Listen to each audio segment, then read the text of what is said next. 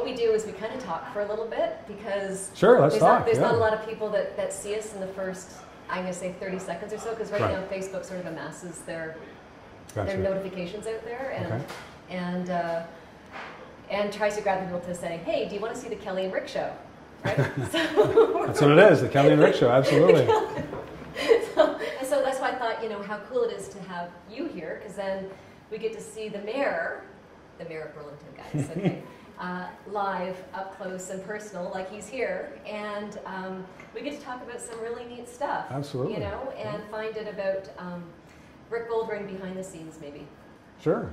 And so we won't go too deep in stuff, but we can go as deep as we go. So I'm game for this. This is a different sort of interview, but I'm game for it. Well, so I had printed this too, and we're going to talk about.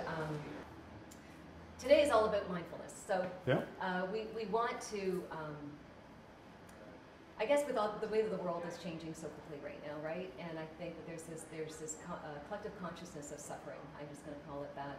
That we are so, I guess, perplexed with the way the world's heading. We have these leaders that we're questioning if they're leaders or not, especially south of the border. Not to get into that. I mean, we can if we want, but I think the whole world collectively is rising up. There's this beautiful light that's coming up right now. To sort of extinguish, I'm going to say, all the darkness that's coming at us, and really the light can only come when there's so much darkness coming at us. So, but I know that you've been a practicing person now of meditation and mindfulness, and I really would like to dig a little bit deeper with that. And maybe, do we want to talk about what mindfulness is first? You've got a couple definitions that you had brought forward. Do you want to talk about that? There's a couple of definitions. I just looked it up this morning. I think there's a lot of people watching today that are not aware of what mindfulness is. Yeah. And I think that we need to start at kind of a real basic sort of level and share with people what mindfulness is. I just want to make a comment though before we do that it's amazing the number of people that are on antidepressants and anti-anxiety medication. I mean, it's at epic levels, and I think it speaks to the stress that so many people feel they're under, and the competition for whatever reason. And we're so fortunate to live where we do. Oh my gosh, with Lake Ontario just down the road here, and beautiful Niagara Escarpment. I'm just speaking about Burlington, but anywhere in the Southern Ontario area is absolutely wonderful. We have fresh water. Live with this gratitude in our heart, right? Right, exactly. So we have so much to be grateful for. So it's different. The pressure that people put on themselves, I think, is different than it's ever been. If you talk to the group insurance companies that provide employee benefits, interestingly enough, the number one and number two prescribed drugs, one is for anti-anxiety, anti-depression, that whole lump of drugs, and the other one is statins, right, to lower cholesterol. And here we are speaking in a vegan, gluten-free, bake shop, which is a good thing. Yes. But so the need for to discuss mindfulness and the need and to use the practices, I think, has never been greater than it is today. Absolutely. And I'm more than happy to share what I do. But as far as the definition goes, there's two definitions. One is the quality or state of being conscious or aware of something. And the second one is a mental state achieved by focusing one's awareness on the present moment while calmly acknowledging and accepting one's feelings, thoughts, and bodily sensations used as a therapeutic technique. Wow. So beautiful. So the quality or state of being conscious or aware of something, I think there's an environmental movement that more and more people are aware and appreciative of nature. Absolutely. And as our city builds and as the whole Greater Toronto Hamilton area grows and becomes more urban, the importance of green space and connecting with nature has never been greater than it is. But we need to appreciate them more. We need to appreciate absolutely them. And the way to do that then is what we're saying is you get into that present moment, because it's one thing to see all these things pass us by, but are we actually just stopping and pausing our life to actually then take it all in and really feel that gratitude? Because I think that when you are in that state of gratitude, I think it's impossible to be depressed. I would agree with that. When you're feeling grateful about something, right? So we all have something to be grateful for.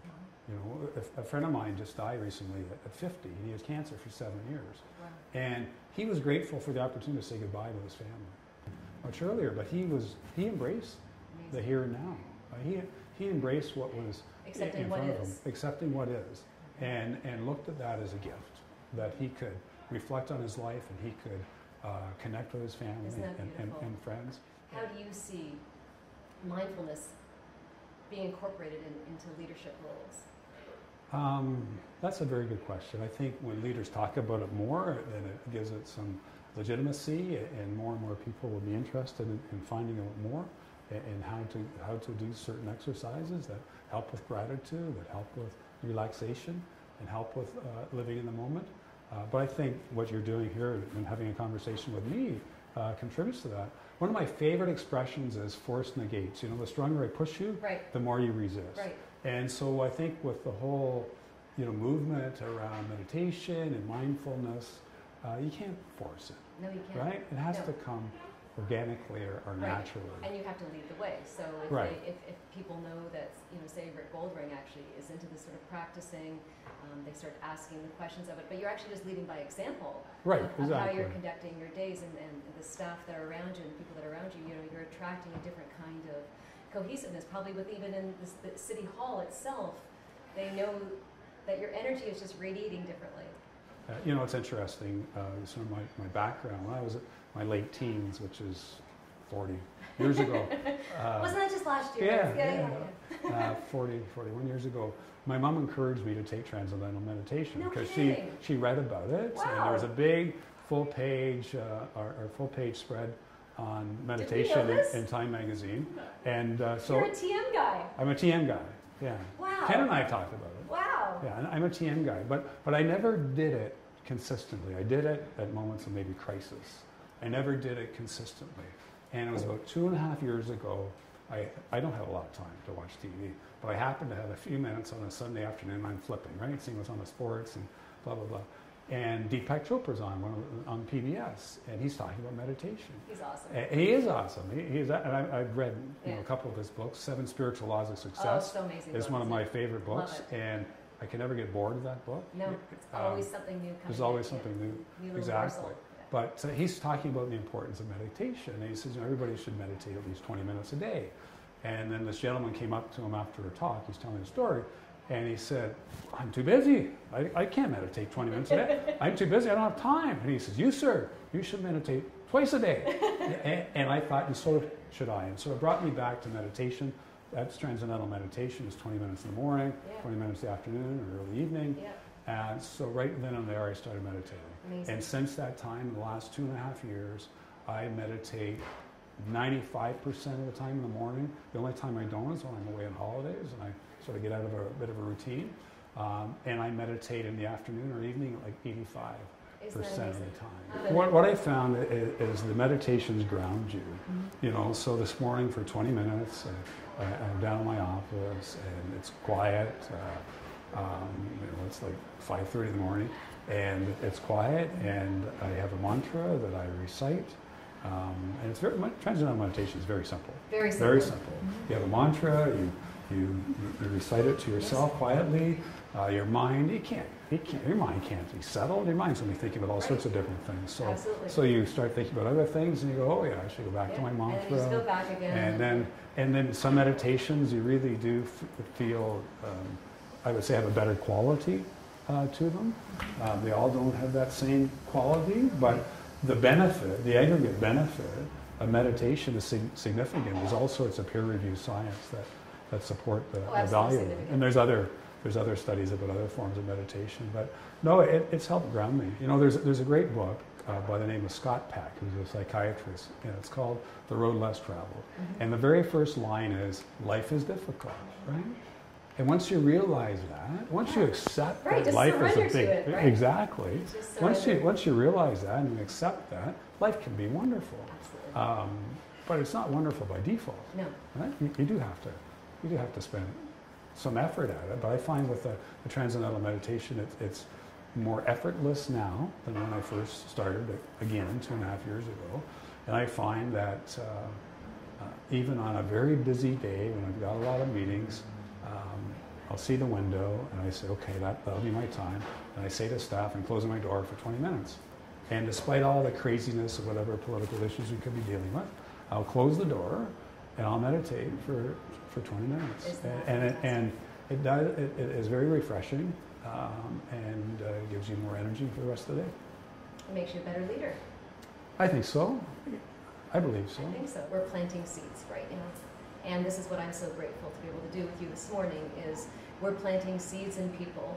People are learning another side of you. They're learning another side of Kelly. They're learning another side of Burlington. And we're planting these seeds to be the leaders that we need to be, to take us to the next stage. Well, you're an amazing lady. You got an amazing team here, and amazing business, and you have a great outlook that it's about the experience. It isn't about the cupcakes or anything else you provide. It's about the whole experience and the feeling of wellness that you bring. Yes. So. And it's sharing the love, and I'm so grateful that we get to do it here in downtown Burlington. So, thank you for being a wonderful mayor, and I think paving the way for this new era of light and gratitude and mindfulness, and it's the way of the future, guys. And hopefully we're going to be able to share more with it too. I think Erinn and I are going to be doing some more videos on it too, and maybe I'll get Rick to even come back and talk to us about your mantras and a little bit more details of what you do with TM. It'd be really cool to find out more about that, because transcendental meditation is something that we all practice as a family. We did that about 3 years ago. So we have it in our life as well, and it's just great to find out that you're into it as well. And it's always cool to find out about somebody behind the scenes. So thank you for being here. Well, thank you very much. It's been a lot of fun. We're going to sign out now. Anything else you want to say? No, you got the audience here. No, just thank you very much, Kelly. Thank you very much for everybody watching. It's a great honor to be the mayor, and if I can contribute on the whole mindfulness level, I'm more than happy to do that. Amazing. There are some comments here. I'm going to answer them later, and even Barry just joined from the Martini House. Oh, great! so you can see who's joining here. But just want to say hi to you guys, and we'll see you very soon. Okay, bye. Over and out. Thank you.